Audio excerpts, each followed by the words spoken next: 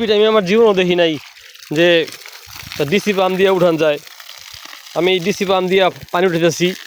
পাম্পটা হইলো পুকুরের ভিতরে যে দেখা যাচ্ছে, ওই পাম্পটা হচ্ছে একটা জগ পাম্প, আর একটা ইলেকট্রিক বাইকের লিথিয়াম ফসফেট ব্যাটারি দিয়ে চালাইতেছি পাম্পটা। আলহামদুলিল্লাহ এরকম পানির স্পিড, মানে আমার নতুন যে মাটি কাটাইছি খামারের চারপাশ ভিজাচ্ছি, উপরে ভিজাচ্ছি, সব পানি ভিজাচ্ছি পাম্প দিয়ে।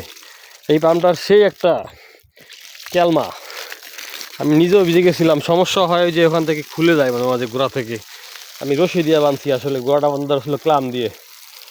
তো আমি নিজেও একদম ভিজে গেছি, কিন্তু পানি দিতে পারতাছি মনের মতো করে, মানে মনের মতো পানি ভিজে যেতেছি। কাদা পানি ফেলাইছি একদম সব পানি দিয়ে দিয়ে।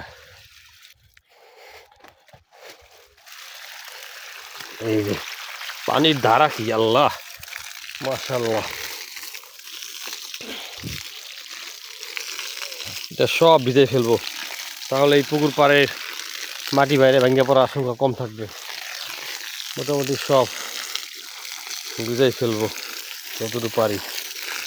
এই ব্যাটারি দিয়েই আমার কাজ হয়ে যাবে, যেহেতু 4টা ব্যাটারি আছে আমার। সারা রাত চার্জ দিয়া এই খামার খুমার সব ভিজাই ফিজিয়ে আবার সাইকেলে লাগাইয়া চার্জ দিয়ে আমি আবার আমার চলাফেরাটা করতাম নিত্যদিনের। আমার আর ব্যাটারি পাম্প পুম কিছুই আলহামদুলিল্লাহ কেনা লাগবে না। এই সেট আপ আমি আবিষ্কার করে ফেলছি। ওয়ালটন তাকিয়ন লিওর 23 অ্যাম্পিয়ারের ব্যাটারি, বিশাল বিশাল একটা ব্যাটারি। এই ব্যাটারিগুলো দিয়ে আমি আমার কাজ শেষ করে ফেলতে পারবো ইনশাল্লাহ। আমার কাজ হয়ে যাবে এতেই।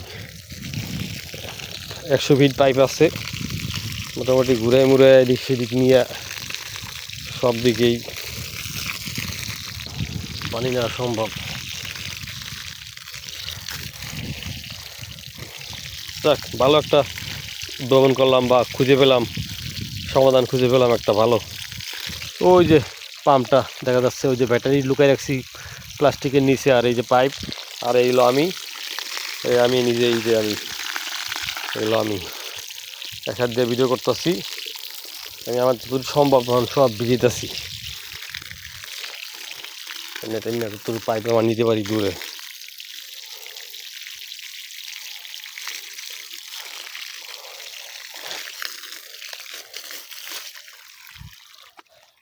দেখি পাইপটার একটু ছেড়ে দিই যাতে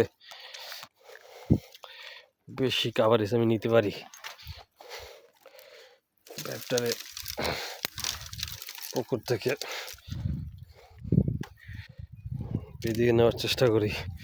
খাইছে রে, পানি তো পুরো ভেসে যাচ্ছে এই জায়গাটা।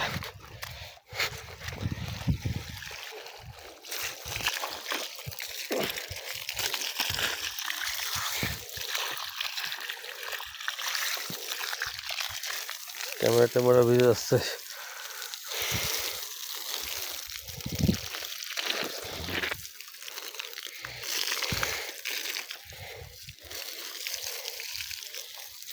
ওই যে পাম্প, পাইপ পাম্প।